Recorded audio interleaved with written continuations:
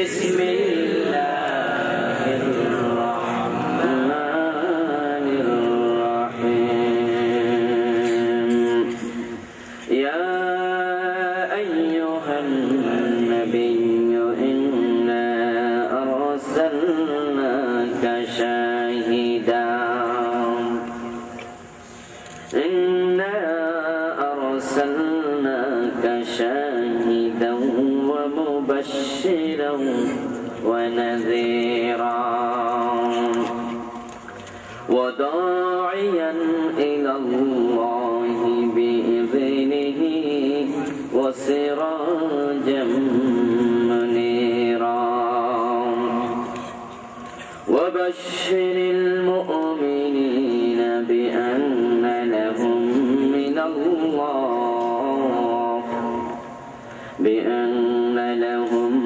من الله فضلا كبيرا قال النبي صلى الله عليه وسلم لا يؤمن أحدكم حتى أكون أحب إليه من والده وولده والناس أجمعين أو كما قال النبي عليه الصلاة والسلام وقال تعالى مخبرا وآمرا إن الله وملائكته يصلون على النبي يا أيها الذين آمنوا صلوا عليه وسلموا تسليما اللهم صل على سيدنا مولانا محمد وعلى آل سيدنا مولانا محمد মেহরবানি গেলে কোনো কথা আপনার পক্ষে যাবে, কোনোটা আপনার বিপক্ষে যাবে, কিন্তু আপনি যখন দেখবেন কথা সত্য, সত্যকে আরবিতে বলা হয় হক, ঠিক না? আর সত্যকে আপনি মেনে নেওয়া উচিত। আবার আল্লাহ পাক রব্বুল আলামিন আজ থেকে প্রায় 1450 বছর পূর্বে আরবের জাহেলিয়াতের যুগে বিশ্ব নবী মুহাম্মদুর রাসূলুল্লাহ সাল্লাল্লাহু আলাইহি ওয়াসাল্লামকে দুনিয়াতে পাঠালেন। আল্লাহর হাবিব ধরণীতে আসলেন। আল্লাহ বলছেন আমি আপনাকে পাঠালাম সিরাজাম মুনীরা, প্রদীপ্ত সূর্য বানায়া। সুবহানাল্লাহ। সূর্য যখন ওঠে, অমাবস্যা রাত্রির অন্ধকার যতই প্রগাঢ় হোক, নিকষ কালো হোক না কেন, সূর্য ওঠার সাথে সাথে তামাম দুনিয়ার অন্ধকার পালিয়ে যেতে বাধ্য হয়, ঠিক না? সূর্যের আগমনে তামাম দুনিয়ার সব অন্ধকার যেমন চলে যায়, বিশ্ব নবীর আগমনে তামাম দুনিয়ার সব জাহালাত, সব জুলুম বিদায় নিয়েছে কিনা? আল্লাহ নবী প্রদীপ্ত সূর্য, রাসূল সাল্লাল্লাহু আলাইহি ওয়াসাল্লামকে আল্লাহ সূর্য বানিয়ে পাঠালেন।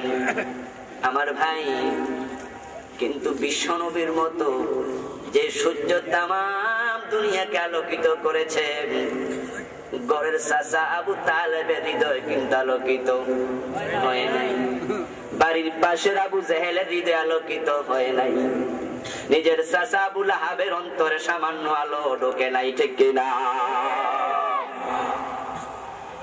আবার ভাইয়েরা, ঠিক মাহফিলের মাঝখানে বসে আছেন, কিন্তু আপনার কপাল যদি মন্দ হয়, হক গ্রহণ করার মানসিকতা না থাকে, তাহলে মাহফিল শুনে লাভ হবে না।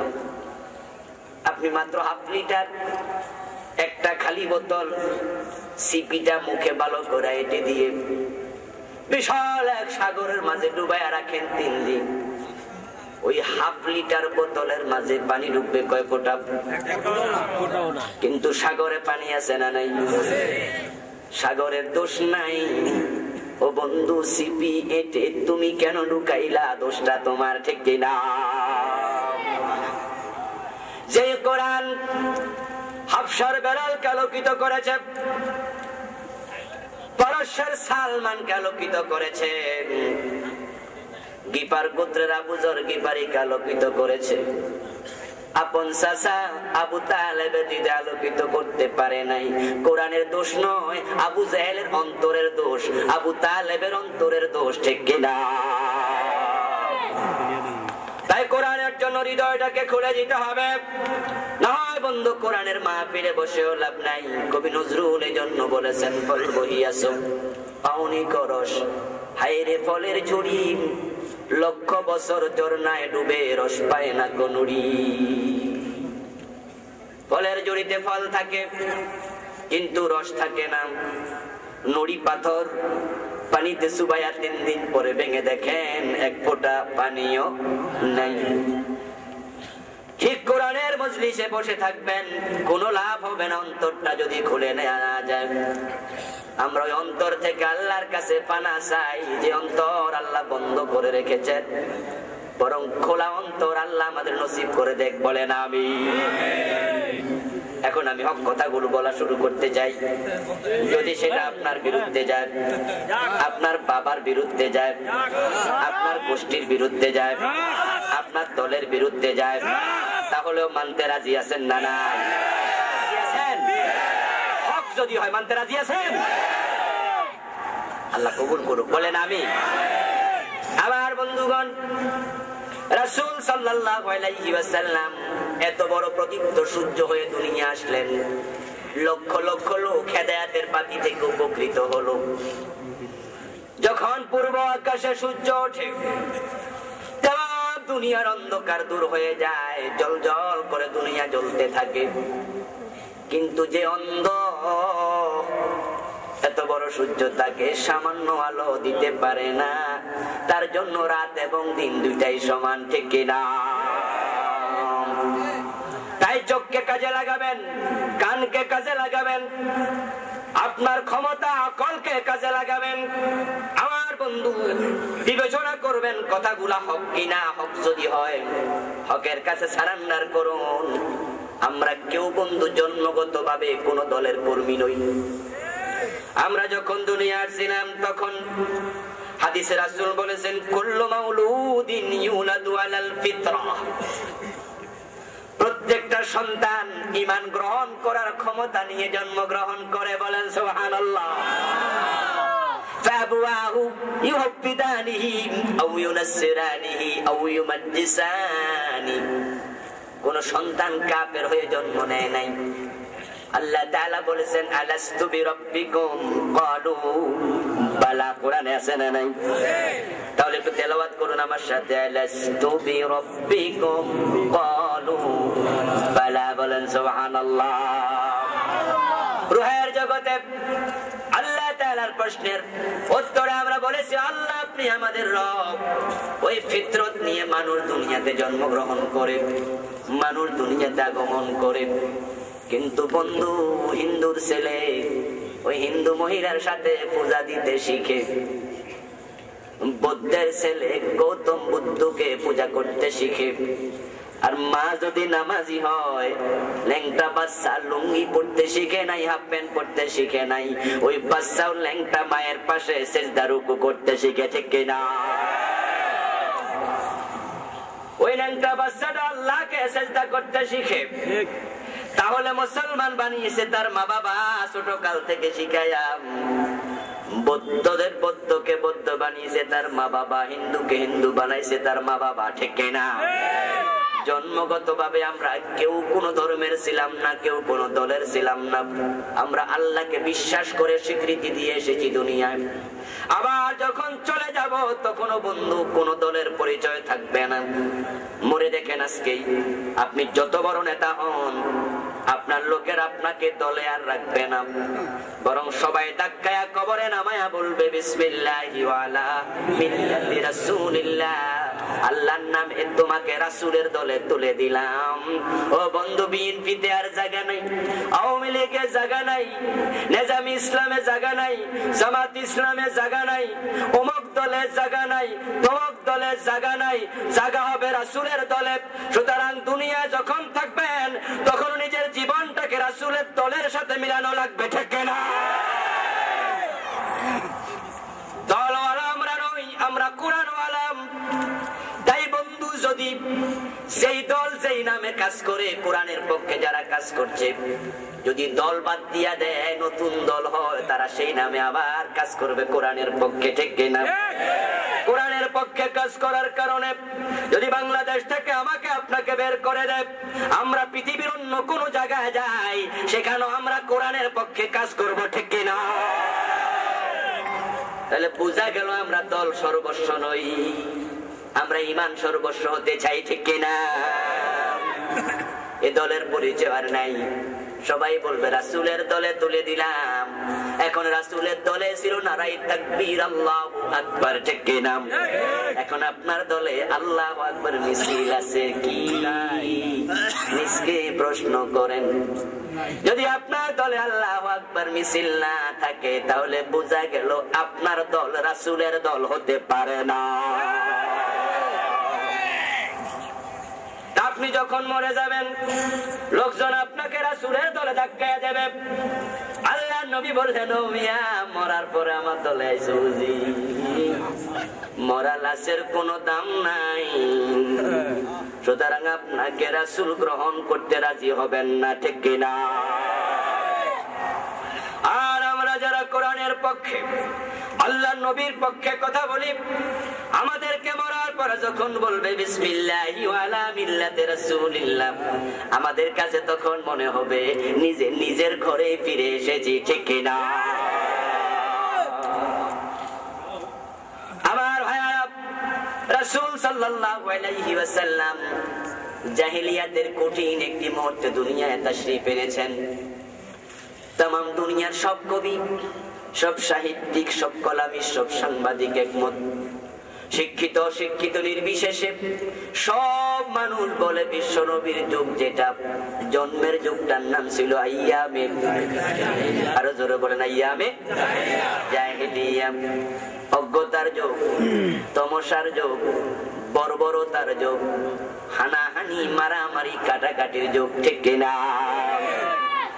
এখন জাহেলিয়াতের যুগের অন্ধকার বিশ্ব নবী দূর করেছেন। নবী আমাদের মাঝে নাই, কিন্তু নবীর রেখে যাওয়া কোরআন হাদিস আছে না নাই? আমরা যারা 1400 বছর আগের সে যুগকে জাহেলিয়াতের যুগ বলছি, বন্ধু, হিসাব মিলায় দেখেন আমরা কম জাহেল না। এখন চলছে আধুনিক নব্য জাহিলিয়াত, ঠিক না? জাহিলিয়াতের যুগের যুদ্ধের হিসাবগুলো আপনারা ইতিহাসের পাতা থেকে যদি মিলাতে থাকেন, দেখবেন বন্ধু, এক এক যুদ্ধে মানুষ মারা গেছে 10 বছর 20 বছর। ও কাজ মেলায় ঘোড়াকে পানি পান করানো নিয়ে যুদ্ধ শুরু হলো। ওই যুদ্ধ চলেছে পর্যায়ক্রমে বংশানুক্রমে 40 বছর। বংশানুক্রমিক যুদ্ধ ওই 40 বছর 30 বছর হালবুল হালবুল পুজ্জার চলেছে অনেক বছর। ওই যুদ্ধে মানুষ মারা যেত 500, 700, 1000। আর বর্তমান জাহিলিয়াত কত জঘন্য।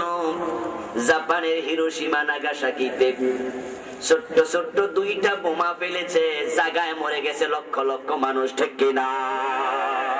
আর এভাবে নিধন চলছে তামাম দুনিয়াতে, বন্ধু। জাহেলিয়াতের যুগে মদ ছিল, এখন মদ আছে না নাই? মদ আস্তে আস্তে ইয়াবা হইতেছে, ঠিক না? এখন যুবকেরা কয় মদ খাওয়া ছাড়িয়ে দিছি হুজুর। খুব ভালো করছো। বলে হুজুর ভালো তো করি নাই, এখন তো ইয়াবা খাই। বাবা খায়, নাউজুবিল্লাহ। আমার ভাইয়েরা, কি পরিমাণ মদ, গাঁজা, পেন্সিডিল, হিরোইন যে বাংলাদেশে আসতেছে, যুব সমাজের চরিত্র শেষ করে দিচ্ছে।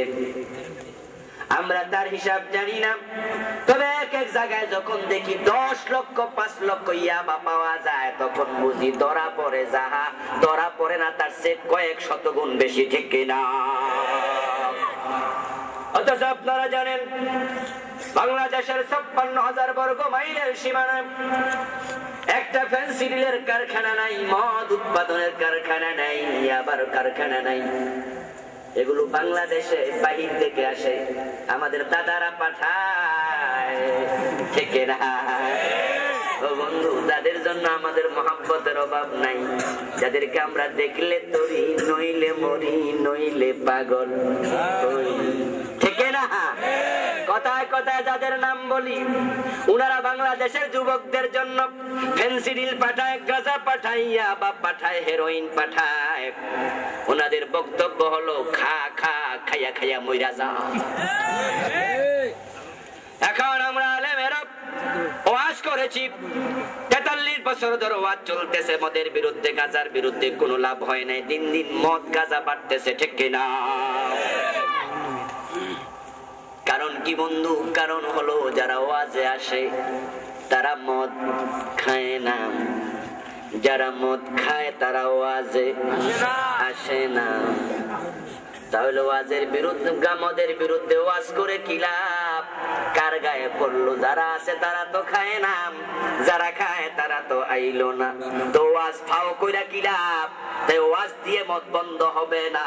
মদ বন্ধের জন্য ইসলামের মদখোরকে 80 বেদ করে লাগাতে শুরু করে দাও। আল্লাহর আইন কায়েম করো, সংসদে আইন পাস করো, 2, 4, 20 জন, 10 জন, 50 জন লোককে 100 করে 80 করে বেদ লাগাও, টেলিভিশনে দেখাও। 1 সপ্তাহ লাগবে না, বাংলার সীমানার মদখোর পাওয়া যাবে না।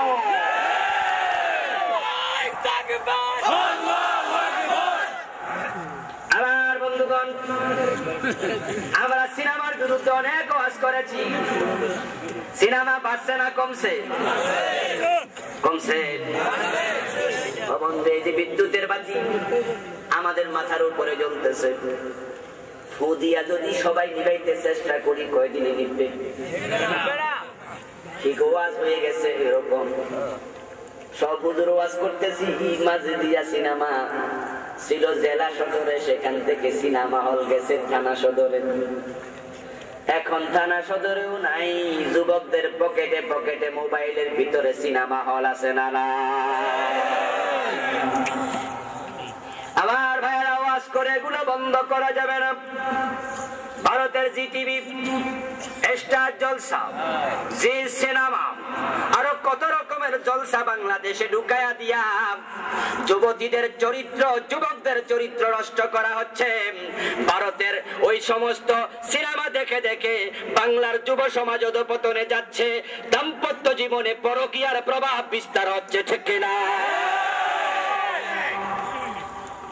কোথাকার কোন পাখির পোশাকের জন্য বাংলাদেশের যুবতীরা আত্মহনন শুরু করেছে, ঠিক কিনা? আমরা আওয়াজ করলে তো এগুলা বন্ধ হবে না। সুতরাং বাতিতে ফু দিয়া বিদ্যুতের বাতি নিবানোর চেষ্টা বন্ধ করো। ব্যাককলের মতো ফু দিবা কয় বছর মিয়া? ওই সমস্ত কাজ বন্ধ করে বুদ্ধিমানের কাজ করো। সুইচে গিয়া টিপ মারো, নিতে 1 সেকেন্ডও লাগবে না। তাই এসব ওয়াজ আমরা করে করে আর সময় নষ্ট করতে চাই না, বরং আমরা একটা সিদ্ধান্তে আসা উচিত। সংসদে গিয়া মদের বিরুদ্ধে, সিনেমার বিরুদ্ধে আইন পাস করাও। একটা বার হ্যাঁ বললে আমাদের নেতারা 1 সপ্তাহ সিনেমা বন্ধ হয়ে যায়।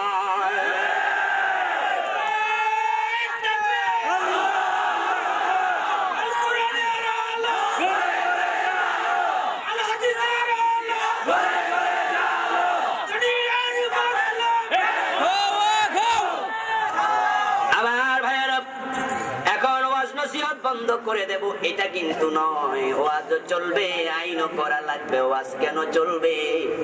ওয়াজ চলবে তাদের জন্য যারা এখনো সিনেমা দেখে না, তারা ওয়াজ শুনে শুনে যেন বুঝে এটা দেখা হারাম, ঠিক কিনা? আর যারা দেখে অভ্যস্ত হয়ে গেছে, সুদী ব্যাংক বানায়া ফেলছে, ওই সুদী ব্যাংকের মালিকরা আমাদের ওয়াজ শোনার জন্য আসে না। তারা হাজার হাজার কোটি টাকার মালিক, বাড়ি বনানি, গুলশান, ধানমন্ডি বাড়ি দাঁড়ায়। আমাদের মতো হুজুরদের কথা শুনলে মুস্কি হাসি দিয়া কয়, মৌলবীরা কি বুঝে? ঠিক না? ঠিক না? ওই সমস্ত জালেম গুলো আলেমদের বিরুদ্ধে কথা বলতে মজা পায়। হুজুররা কি বোঝে, মৌলবীরা কি বোঝে? এবং বেশি রাগ হইলে তো বলে, আরে মৌলবীরা বলুক, আমাদের কি মোল্লার দৌড়? এই প্রবাদ কিন্তু আমরা বানাই নাই, তারাই বানাইছে। কিন্তু যখন এই দেশের মুসলমান দেখায়া দিছে মোল্লার দৌড় মসজিদ না, মোল্লার দৌড় সংসদের মন্ত্রণালয় পর্যন্ত, ঠিক কিনা?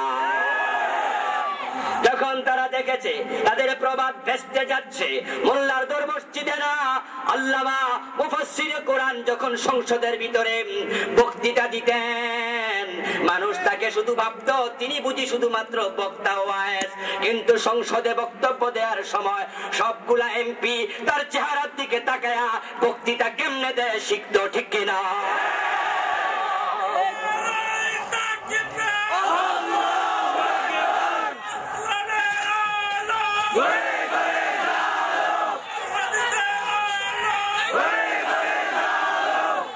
আমার ভাইয়েরা, ওনার বক্তব্য দেওয়ার বাচন ভঙ্গি, বলার ক্ষমতা এবং তার জ্ঞান অভিজ্ঞতা আমার বন্ধু বড় বড় পার্লামেন্টারিয়ানকে অবাক করে দিত, ঠিক কিনা? আল্লামা যখন ঢুকছিলেন সংসদ ভবনে, স্পিকার ছিলেন হুমায়ুন রশিদ চৌধুরী। আল্লামা দেখলেন প্রথম জীবনে যখন ঢুকতেছেন, তখন প্রথম দিন সবাই মাথা নত করে ঢুকছেন। তিনি স্পিকারকে বললেন, মাননীয় স্পিকার, আপনিও মুসলমান, আমরাও মুসলমান, মুসলমানের মাথা আল্লাহ ছাড়া অন্য কারো কাছে নত হোক, এটা আল্লাহ পছন্দ করে না, পছন্দ করে না। আরে ভাই কথা কন না কেন? কিছু কন না। আরে ভাই, সব কথা কি আমার দিয়া কয়া যাবেন না?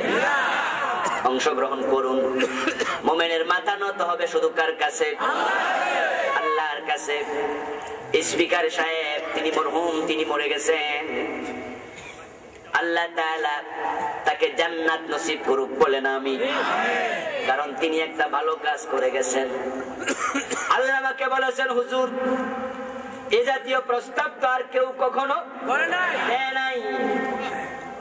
আপনি যা বলেছেন আমি আপনার কথার সাথে একমত, তবে আইনের ব্যাপার, তাই আপনি আইনি ভাবে একটু একটা নোটিশ দেন আমার কাছে, আমি সিস্টেমেটিক হয়ে এটা বন্ধ করব। আল্লামা নোটিশ করলেন, স্পিকার সংসদ থেকে সে আইন বাদ দিয়া দিল। আলহামদুলিল্লাহ, মুসলমান এমপিরা আল্লাহ ছাড়া কারো কাছে মাথা নত করা লাগছে না, ঠিক কিনা? এইভাবে আলেমদেরকে দেন সংসদে যেতে, আলেমরা একটা একটা করে সব ইসলামী আইন বাংলাদেশ থেকে দূর করাবে, ঠিক কিনা? ইসলামের মাঝে শান্তি আছে না নাই? বলেন শান্তি আছে না নাই? কোরআনের মাঝে শান্তি আছে না নাই? কোরআন শুধুমাত্র কোন মুসলমান জাতির জন্য, কোন জাতির জন্য নয়, মুসলিম উম্মার জন্য নয়। কোরআনে আল্লাহ বলেছেন, হুদাল লিন্নাসি ওয়া বাইয়িনাতিন মিনাল হুদা ওয়াল ফুরকান। বলেন সুবহানাল্লাহ। কোরআন হচ্ছে হুদাল লিন্নাস, বিশ্ব মানবতার কিতাব, ঠিক না? মুসলমান মানুষ, হিন্দু কি মানুষ না? বৌদ্ধ কি মানুষ না? তো হুদাল লিন্নাস, কোরআন সব মানুষের জন্য, ঠিক না? বিশ্ব নবী শুধু মুসলমানের নবী না, না, কোরআনে আছে, কুল ইয়া আইয়ুহান নাসু ইন্নী রাসূলুল্লাহি ইলাইকুম জামিআ। বলেন সুবহানাল্লাহ। হে নবী আপনি বলুন, ইয়া আইয়ুহান নাস, ও মানুষেরা, ইন্নী রাসূলুল্লাহি ইলাইকুম জামিআ, আমি তোমাদের সবার জন্য আল্লাহর রাসূল। সুবহানাল্লাহ।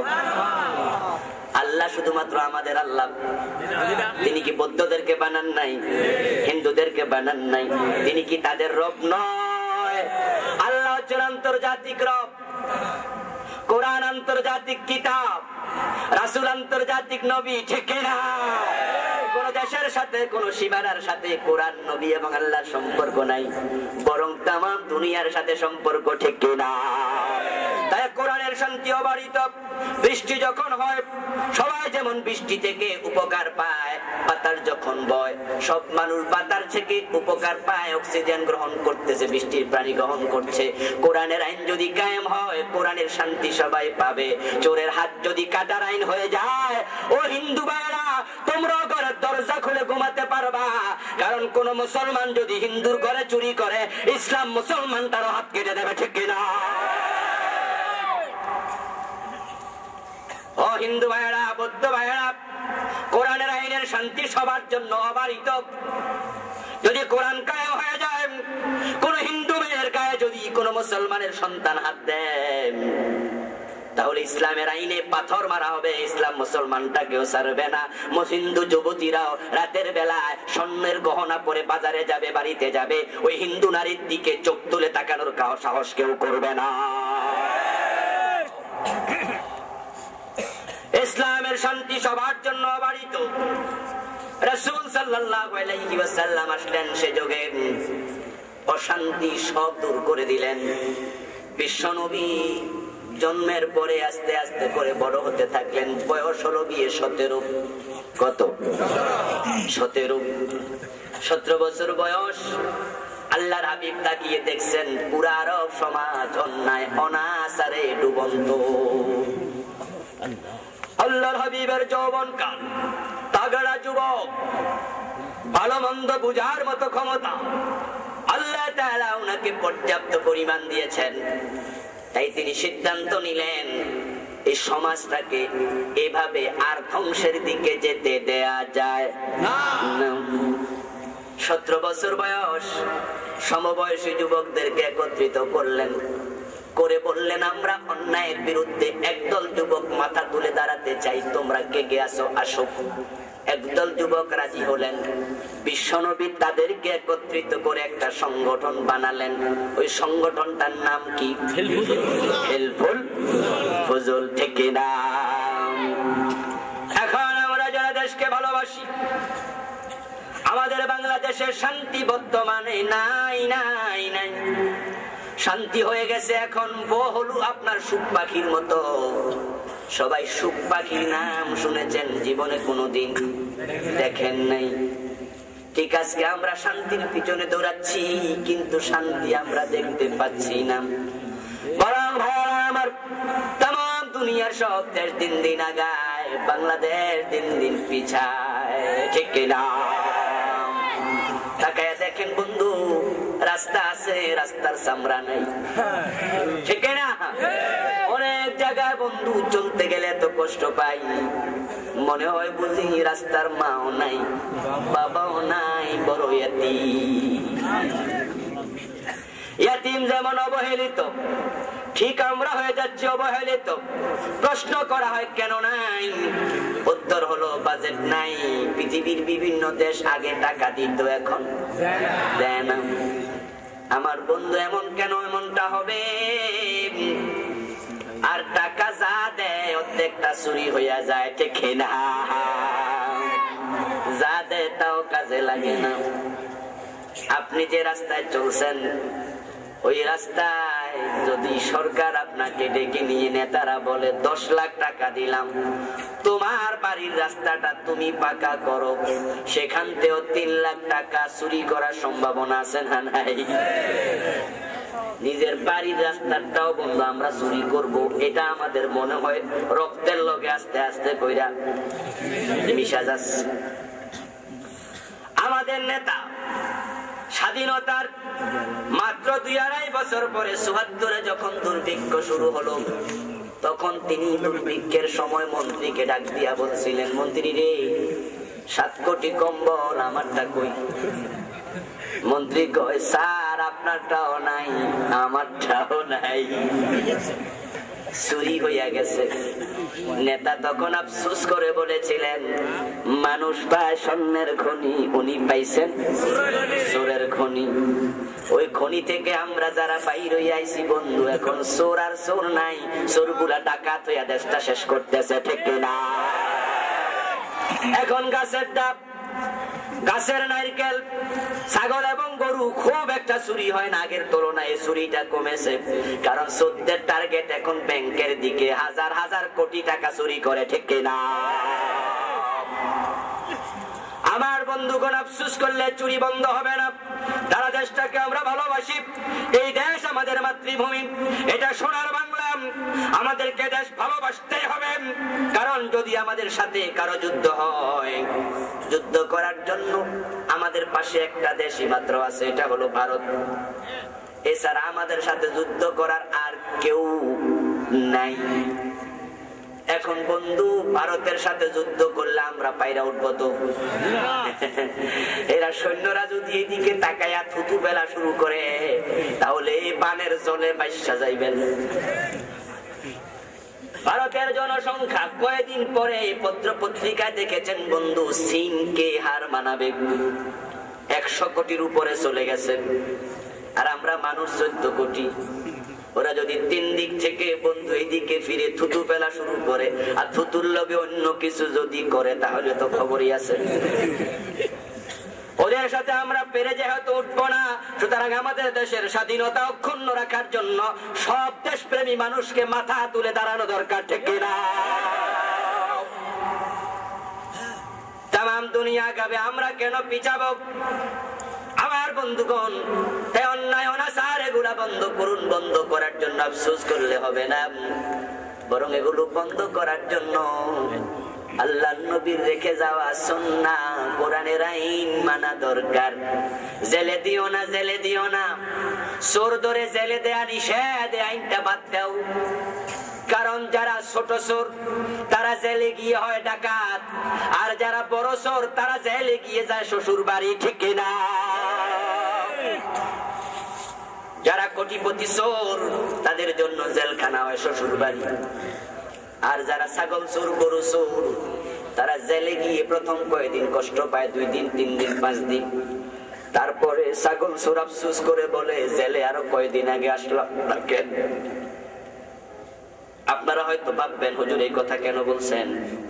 আমার বন্ধু লজিক শুনুন। জেলের মাঝে বড় বড় গাড়ি ডাকাত, ব্যাংক ডাকাত, বড় বড় মার্ডার কেসের আসামি আছে না নাই? যখন জেলে তারা 14 বছর 20 বছরের আসামি হয়ে যায়, জেলের ভিতরে তারা মাস্তানি করে, জেলের কয়েদির পোশাক পরে সেখানে তারা লিডার হয়ে যায়, ঠিক না? যারা জেলে গেছেন তারা জানেন বন্ধু, সেখানে ওদের দাপট। বড় বড় মৌসওয়ালা যাবজ্জীবন আসামি কয়েদি এসে ছাগল চোরকে বলে, কিরে কি কাজ করছস? কেন জেলে আসলি? নতুন আমদানি বুঝি? ছাগল চোর মাথা নিচু করে বলে, জি বস, কালকে ঢুকছি। কি করছস? ছাগল চুরি। বড় মৌসওয়ালা কয়, বেটা থাপ্পড় দেওয়া উচিত, তোর মতো লোকরা জেলে ঢুকে জেলের বদনামি, এই ছোটখাটো অন্যায় করে মানুষ জেলে আছে বুঝি? ছাগল চোরা তখন কয়, বস তাহলে আপনি কি করছিলেন? তখন ভাইয়ারা ওই বড় মৌসওয়ালা বলে, আমি ব্যাংক ডাকাতি করতাম। ছাগল চোর যেটা জীবনে কল্পনাও করতে পারে না, সে তখন বলে, স্যার একদিনে বুঝি কোটিপতি? কয় ঠিক ধরছস। স্যার কেমনে ব্যাংক ডাকাতি করতেন? তখন এবার ব্যাংক ডাকাত কয়, কয় মাসের জেল? কয় 6 মাস। তাহলে আসস? আমিও তো আছি। কেমনে করছি শিখতে পারবি। সঙ্গীর গুণ বসিয়াছে মম মাঝে গো, নইলে কাদায় সুবাস কে এত পাইতে। সৎসঙ্গে স্বর্গবাস, অসৎসঙ্গে সর্বনাশ। ওই ছাগল চোর এখন ব্যাংক ডাকাত থেকে কেমনে ব্যাংক ডাকাতি করে তালিম শিখতেছে, ঠিক না? পরের দিন আরেক মৌসওয়ালার সাথে সাক্ষাৎ। ওই মৌসওয়ালাকে, আমি গাড়ি ডাকাতি করতাম। কারণ যারা গাড়ি ডাকাতি করে টাকা পয়সা চিন্তা এখন তারা মাথায় রাখে না, তাই তারা আগে কয় মোবাইলটি দেন। মানুষ আছে 30 জন, মোবাইল আছে কমপক্ষে 40টা। জন একটা তো কম্পালসারি। রিক্সাওয়ালার কাছেও মোবাইল আছে না নাই? তাই যদি 40টা মোবাইল পায়, করে 1000 টাকা, বেচলো কত হাজার? আর ছাগল কয়দিন চুরি করে? 40,000। আমার ভাইয়েরা, গাড়ি ডাকাতের সাথে সাক্ষাৎ। তখন কেমনে গাড়ি ডাকাতি করে তালিম নেয়। এইভাবে 6 মাস বড় বড় ডাকাতের সঙ্গ পাইয়া অসৎ সঙ্গে সর্বনাশ। তখন ছাগল চোর তাওবা কইরা কয়, জীবনে কোনদিন আর ছাগল চুরি করব না। আর কয়েকদিন আগে জেলে আসলে তো বসদের সাথে পরিচয় হতো। আমার ভাইয়েরা, জেলখানা থেকে যখন বের হয়, বাড়িতে যাওয়ার পরে আপনজনেরা বলে, খেলার নাম বাবাজি, আর কোনদিন ছাগল চুরি করবা শিখছো? জেলখানার মজা পাইছো? ছাগল চোর তখন কয়, ছাগল মাগনা দিল আর নিতাম না, ঠিক না? এখন সার আপগ্রেড হয়েছে একটু। প্রমোশন হয়েছে না ভাইরা আমার, গ্রেড একটু উপরে গেছে, মাগনা দিল, ছাগল নেবে না। আর আপনারা ভাববেন লোকটা বুঝি আল্লাহর ওলি হইয়া বাইর হইছে, না বন্ধু না, ঢুকছিল চোর, বের হয়েছে ডাকাত, ঠিক না? আর যারা কোটিপতি চোর, তারা এক একজনের শ্বশুর বাড়ির মতো আরামে থাকতেছে, যখন তারা বের হয়ে যায় তখন তারা আবার দ্বিগুণ উৎসাহে চুরি করে। আমার বন্ধু তাদের বাড়ির পাশে বাড়ি দ্বারা গিয়া চিৎকার দিয়ে বলেন, না ও মিয়া, ফখরুদ্দিনের আমলে তুমি চুরির কারণে জেল কেটেছো 13 মাস, তোমার মতো চোর কয়জন বাংলাদেশে আছে? দারোয়ান বের হয়ে আপনার জনমের মতো পিটুনি দিয়া বলবে, এত বড় সাহস, আমার স্যারের বাড়ির দিকে আঙ্গুল তুলে চোর বললি? মানহানির মামলা দিয়ে জেলে যাবে। উকিল জিজ্ঞাসা করবে, তোমার কাছে কি প্রমাণ আছে? আপনি বলবেন, প্রমাণ তো ফখরুদ্দিনের কাছে, কারণ জেলে তো সেই নিছিল, পত্র পত্রিকা আমরা দেখেছি। উকিল বলবে, প্রমাণগুলো হাজির করো। হাকিম বলবে, ঠিক, অর্ডার দেয়া হলো। ফখরুদ্দিনের খুঁজে পাবেন না, কারণ বেড়া আমেরিকা যায় পলাইছে, বাংলাদেশে আর আসবেই না। জেলের ভিতরে পচা লাগবে, কোন প্রমাণ আপনার কাছে নাই, উনি যে চোর। কিন্তু যদি আল্লাহর আইনে জেলে না দিয়া হাত কেটে ফেলা যেত 2-4 জন এমপি, 2-4 জন মন্ত্রী, 2-4 জন সচিব, যাদের চুরি প্রমাণিত হয়েছে, হাত যদি কেটে দেয়া যেত, তাহলে আমরা প্রমাণ লইয়া হাঁটা লাগতো না, পুরা জীবন উনি নিজেই প্রমাণ লইয়া হাঁটা লাগতো, ঠিক না? একজন নেতার হাত কাটা দেখে 1000 নেতা শিক্ষা নিত, একজন সচিবের হাত কাটা দেখে শত শত সচিব শিক্ষা নিত, ঠিক না? আমার বন্ধু, দেশটা এমনি ভালো হয়ে যেত। কিন্তু আমরা তো আজকে কোরআনের দিকে আসো বললে এখানে অনেকে রাজনীতির গন্ধ খোঁজে, ঠিক না? এই জন্য কপালটা পুড়ে যাচ্ছে। রাসূল সাল্লাল্লাহু আলাইহি ওয়াসাল্লাম 17 বছর বয়সে হিলফুল ফুজুল সংগঠন বানালেন, বানায়া মানুষকে কোরআনের দিকে ডাকতে থাকলেন। বয়স হলো 40, দীর্ঘ 23 বছর মানুষকে কোরআন, মানুষকে ইসলামের দিকে, শান্তির দিকে ডাকলেন। যদিও তিনি নবী হন নাই, ইসলামের আইনগুলো ছিল না, কিন্তু ইসলামের শান্তির পানি তখনও ছিল, ঠিক কিনা? চুরি করো না, ডাকাতি করো না, মেয়েদেরকে জীবিত কবর দিও না, মদ খেও না, এই কথাগুলোই রাসূল বলেছেন। ইসলামের মাঝে ওই কথাগুলো আছে না? না। কিন্তু কথাগুলো রাসূল যখন বলেছিলেন তখন কোরআন থেকে বলেন নাই, নিজের চিন্তা থেকে বলেছেন।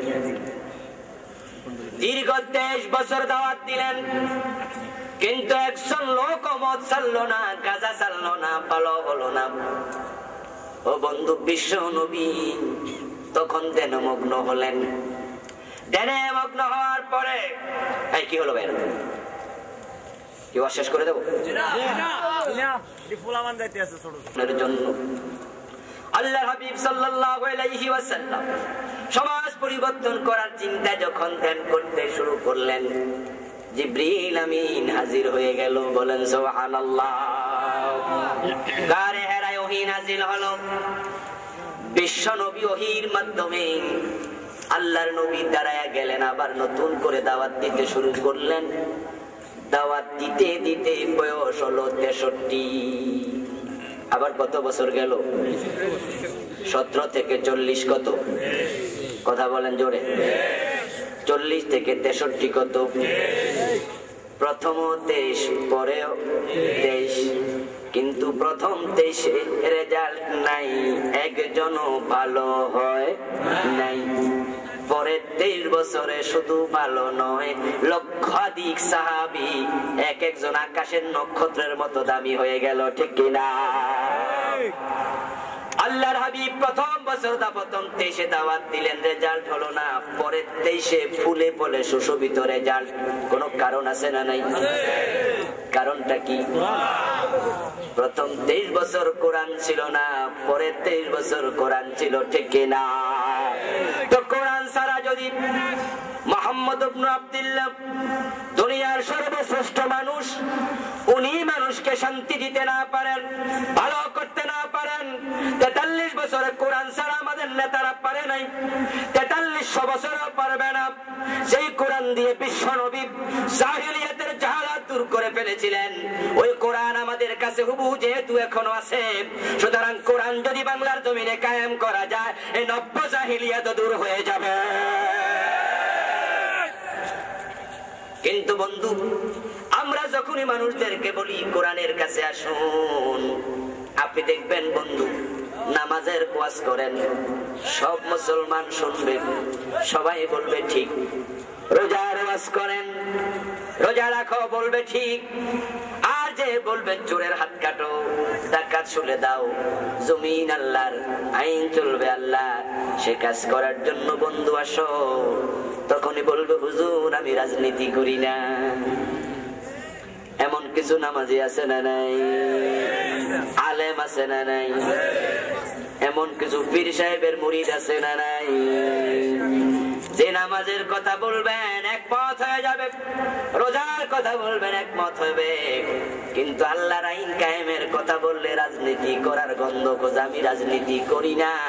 আমি আপনাকে রাজনীতি করার জন্য কইলাম কখন? আমি তো আপনাকে রাজনীতি করতে বলি নাই, আমি তো বলেছি আল্লাহর আইনের দিকে আসেন, আল্লাহর আইন বাংলাদেশে কায়েম করেন। তখন আপনি বলছেন রাজনীতি করেন না, আপনি দল করেন না।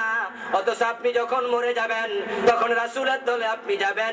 বিশ্বনবী 10 বছর মদিনার প্রেসিডেন্ট ছিলেন, আল্লাহর আইনের দেশ চালাইলেন। আল্লাহর আইনের দেশ চালানো যদি রাজনীতি হয়, এই রাজনীতি না করলে রাসূল তো আপনাকে দলে নেবে না, ঠিক কিনা? আমার ভাইরা, রাসূল সাল্লাল্লাহু আলাইহি ওয়াসাল্লাম প্রথম 23 বছর দাওয়াত দিলেন, মানুষকে ভালো হও বললেন, কিন্তু মাইর খাইছেন কয়দিন? কথা বলেন। জেলে গেছেন কয়দিন? পাথর মারছে কে কখন? বরং আমরা সবাই জানি নবুয়তের আগে বিশ্ব নবীকে লোকজন আলামিন বলেছে, ঠিক কিনা? আল্লাহ রাসূলকে আলামিন বলেছে, as-সাদিক বলেছে, ভালো বলেছে। কিন্তু যখন তিনি কোরআন দিয়ে কোরআনের আইনের কথা বলা শুরু করলেন, আপন চাচা আবু লাহাব পাথর মারতে শুরু করেছে। ঠিক আজকে বন্ধু, আমরা বাংলাদেশে যারা আল্লাহর কোরআনের আইনের কথা বলে, ওই লোকগুলাকে জেলে ঢুকায়া ফাঁসি দেওয়ার পায়ে তারা চলছে, ঠিক কিনা? বিশ্ববিখ্যাত মুফাসসির, তামাম দুনিয়ার মানুষের কাছে যার পরিচিতি মুফাসসির হিসাবে, তিনি যদি বাংলার জমিনে কোরআনের আইনের কথা না বলতেন, তাহলে বন্ধু তাকে একদিনও জেল কাটা লাগতো না, ঠিক কিনা? তার একটাই অপরাধ যে তিনি যেখানে তাফসীর করতেন, যেখানে কথা বলতেন, সেখানে তিনি বলতেন জমিন যার, আইন তার, ঠিক কিনা? মানুষের আইনে দেশ চালানো যাবে না। কোরআনের কথা বলার কারণে আজকে চার দিক থেকে অক্টোপাসের মতো ষড়যন্ত্র উনার ব্যাপারে। অথচ বন্ধু তিনি তার ছেলের লাশ সামনে রেখে আল্লাহকে সাক্ষী রেখে বলেছিলেন, ওই সময়ের সামান্য কাদা উনার গায়ে লাগে নাই, ঠিক না? আসলে বন্ধু, আপনি যদি আমার কথার সাথে দ্বিমত পোষণ করেন, করুন। গণতন্ত্রের মৌলিক কথাই হলো মত প্রকাশের স্বাধীনতা। আপনি আমার সাথে দ্বিমত করতে পারেন, আপনার মতের প্রতি আমি শ্রদ্ধা রেখে বলবো, শোনা কথা বিশ্বাস করা দরকার নেই। আমি যা বলি তাও বিশ্বাস করবেন না। যারা উনাকে ধর্ষণকারী, হত্যাকারী বলছে, তাদের কথাও বিশ্বাস করা দরকার নাই। আল্লামা আমাদের মাঝে নাই, কিন্তু উনার তাফসীরের ক্যাসেট এখনো বাজারে আছে না নাই? আপনি একটা ক্যাসেট কিনুন, বাড়িতে গিয়ে 1 ঘন্টা মনোযোগ দিয়ে উনার তাফসীর শুনুন। বন্ধু, তাফসীরের প্লেয়ার, ক্যাসেট প্লেয়ারটা বন্ধ রেখে আপনার বিবেককে আপনি প্রশ্ন করুন। বিবেক হলো এই জমিনের সবচেয়ে বড় আদালত। আপনি বলুন, যেই লোকের কোরআনের আয়াত শোনার সাথে সাথে মুসলমানের হৃদয়টা গলে যেতে থাকে, ঠিক কিনা? উনি যখন তাফসীর করতেন বন্ধু, তখন বাংলার মুসলমান পাগলের মতো হাজির হতে থাকতো। আজ থেকে 20 বছর 25 বছর আগে যান, এই দেশে ওয়াজ মাহফিলের ইতিহাস নতুন নয়। ওয়াজ মাহফিল এক সময় হতো তাফসীর মাহফিলের নামে কোনো তাফসীর আমরা দেখতাম না। ওই ওয়াজে বক্তাগণ আসতেন, কিসসা কাহিনী বলে বলে সময় শেষ। ফাঁকে ফাঁকে কিছু উর্দু এবং ফার্সি শেয়ার বলতেন। 2 ঘন্টা 2.5 ঘন্টা ওয়াজ হতো, কোরআন হাদিসের ধারে কাছেও যেতেন না। এইভাবে ওয়াজ মাহফিল শেষে মানুষ বাড়ি চলে যেত। কি বিষয় ওয়াজ হয়েছে বিষয়বস্তুটা স্পষ্ট হতো না। তাই ওয়াজ মাহফিল গুলোতে যে কয়জন মানুষ হাজির হতো 80% ছিল বুড়া মানুষ। যুবকেরা ওয়াজে এসে মজা পেত না, তাই তারা চা দোকানে বসে আড্ডা দিত, যাত্রার প্যান্ডেলে যেত, সিনেমা হলে যেত। বুড়া মানুষগুলো ওয়াজ শুনে বাড়ি যেত, কি বিষয় ওয়াজ মনে থাকতো না। কিন্তু হঠাৎ করে ওয়াজ মাহফিলের জগতে এক ধূমকেতুর আগমন ঘটলো। একটা বড় মাপের জ্যোতিষ্ক এগিয়ে আসলো, যিনি ওয়াজ কিসসা কাহিনী বাদ দিয়া সরাসরি আল্লাহর কোরআন হাতে নিয়ে তাফসীর শুরু করে দিলেন। কোরআনের আকর্ষণে তার মাহফিলে লক্ষ লক্ষ লোক জড়ো হয়ে যেতে শুরু হতো। এমন মানুষ সেখানে যেত পঙ্গপালের মতো, বাদ ভাঙ্গা জোয়ারের মতো। সকাল নাই, সন্ধ্যা নাই, বিকাল নাই, দুপুর নাই। মাহফিল হতো যখন লক্ষ মানুষ হাজির হতো তখন। এবং ওনার মাহফিলে যারা হাজির হতো আমরা দেখতাম বন্ধু, কোন ইতিহাস থেকে ইতিহাস শোনানো দরকার নাই, আমরা নিজেরা দেখেছি। ওনার মাহফিলের উপস্থিতি জনশক্তি যারা হাজির হতো, শ্রোতাদের 80%-এর উপরে থাকতো যুবক, ঠিক কিনা? আমার বন্ধুগণ, তাম দুনিয়ার দিকে দিকে তাকায়া দেখেন, মুসলমান আছে যেখানে, কাফেরদের ষড়যন্ত্র আছে সেখানে, ঠিক কিনা? যেই আমেরিকার সিআইএ ইরাকে মুসলমান হত্যা করতেছে, আফগানিস্তানে মুসলমান মারছে, ওই সিআইএ এর লোক বাংলাদেশে আছে না নাই? সাদ্দাম বারবার বলেছিল তার দেশে কোনো পরমাণু অস্ত্র নাই। এরপরও বন্ধু আক্রমণ করে ইরাকটাকে শেষ করে দিল। ইরাক দখলের পরে পরমাণু অস্ত্র কয়টা পাওয়া গেছে? কিন্তু আমেরিকা একটা বড় সরি বলে নাই, বুশ সরি বলে নাই। আমেরিকার উদ্দেশ্য ছিল পরমাণু অস্ত্র নয়। পরমাণু অস্ত্রের কারণে যদি দেশ আক্রমণ করত, তাহলে উত্তর কোরিয়াকে আক্রমণ করা লাগতো। উত্তর কোরিয়া পরমাণু অস্ত্র বানায়া বসে আছে, আক্রমণ করে না, কারণ উত্তর কোরিয়া মুসলমান নাই। আর সাদ্দাম বুশকে সামান্য কেয়ার করতো না। মুসলমান এগিয়ে যাক, এটা আমেরিকা সহ্য করে না, ঠিক কিনা? তাই বন্ধু সুতা নাতা ধরে মিথ্যা অপবাদ চাপায়া দিয়া ইরাককে শেষ করে দিল। আফগানিস্তানটাকে লাদেনকে দাও বলে আফগানিস্তান শেষ করে দিল। অথচ লাদেনকে পাওয়া গেল পাকিস্তানে, ঠিক কিনা? পাকিস্তান লাদেনকে যখন পাওয়া গেল, লাদেনকে মিডিয়ার সামনে আনতে আমেরিকা সাহস করে নাই। কারণটা কি বন্ধু? কারণ হলো একটাই, লাদেনকে মিডিয়ার সামনে আনলে লাদেন বলে দিত টুইন টাওয়ার আমি ভাঙি নাই, কে কে ভাঙছে তাদের নাম সে বলতে পারত। কিন্তু লাদেনের কথা বলে আফগানিস্তান নামক একটা দেশ তারা শেষ করে দিয়েছে। ওই সিআইএর লোকেরা বাংলাদেশও আছে। ইসরায়েলে মুসলমান হত্যা করছে, ফিলিস্তিনে মুসলমান হত্যা করছে। যে ইসরায়েলের সৈন্যরা, তাদের গোয়েন্দা বিভাগের নাম হলো মোসাদ। ওই ইসরায়েলের গোয়েন্দা বাংলাদেশে আছে না নাই? ইসলামের বিরুদ্ধে তাদের অবস্থান অনেকটাই রসুনের মতো। রসুন আপনারা দেখেছেন বন্ধু, মাথার দিকে তাকাইলে কোষকোষ দেখা যায়, কিন্তু গোড়ার দিকে এক জায়গায়, ঠিক কিনা? আজকে যে ভারতে বর্তমান যিনি ভারতের প্রধানমন্ত্রী নরেন্দ্র মোদী, তার নেতৃত্বে গোদরা রেল স্টেশনে দাঙ্গা লাগায়া 2000 মুসলমানকে আগুন লাগায়া পোড়ানো হয়েছে, ঠিক কিনা? এই মোদী বাজপেয়ীর নেতৃত্বে বাবরি মসজিদ ভাঙ্গা হয়েছে বন্ধু, আপনারা জানেন। ওই হিন্দুরা মুসলমান নিধন করছে ভারতে। কাশ্মীরে এমন কোন দিন নাই যেদিন কোন না কোন মুসলমানের রক্তে কাশ্মীরের জমিন রঞ্জিত হয় না। আমার ভাইয়েরা, 47 সন থেকে আজ পর্যন্ত কাশ্মীরের মুসলমানরা স্বাধীনতা পায় নাই।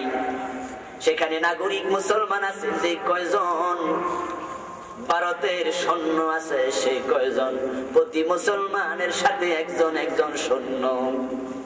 মুসলমান মায়েদেরকে, মুসলমান বোনদেরকে যখন তখন তারা হায়নার মতো ইজ্জত লুটে নিচ্ছে।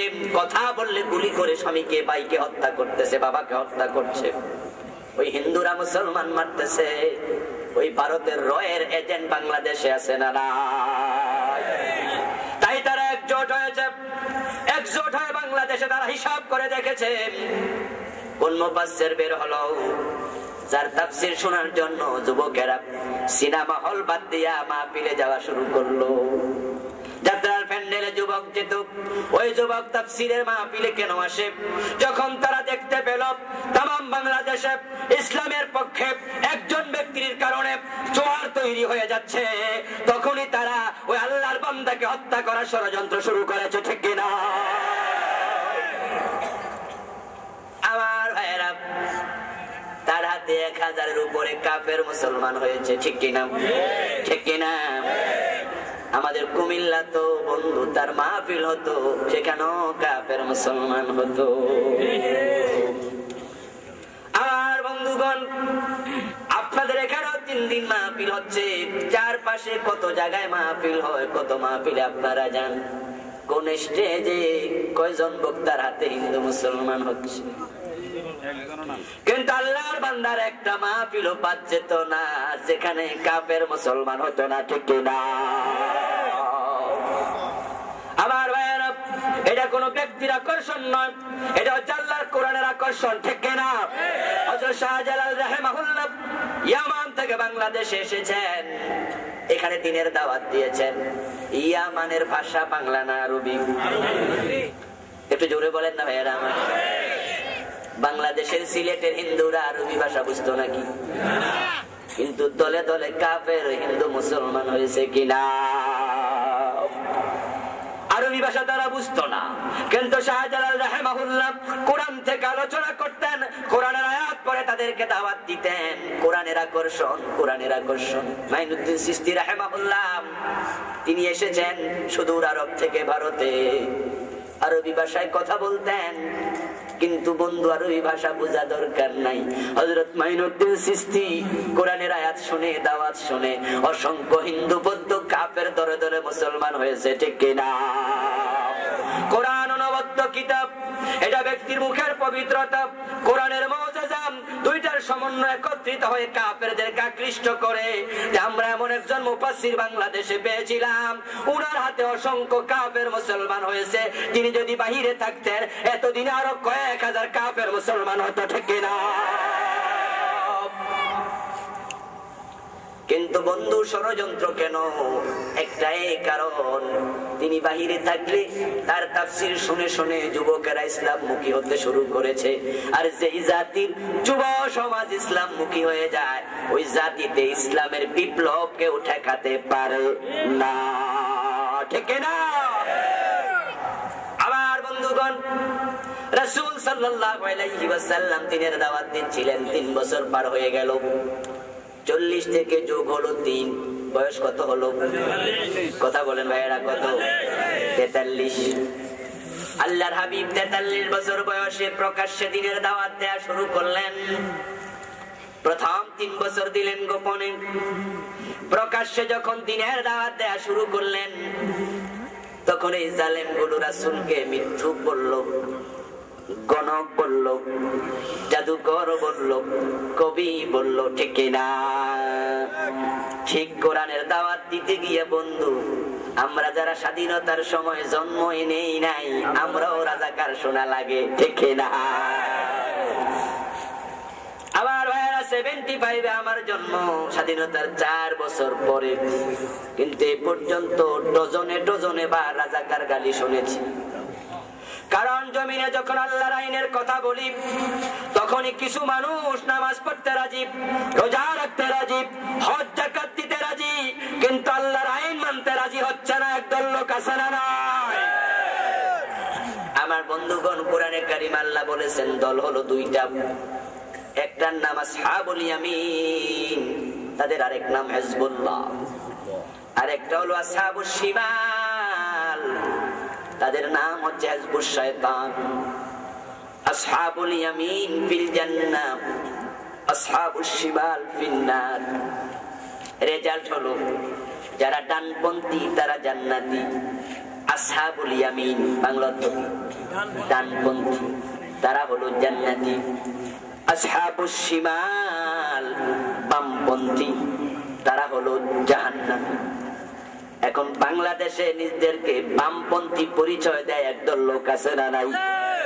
কথা বলুন বন্ধু, আছে না নাই?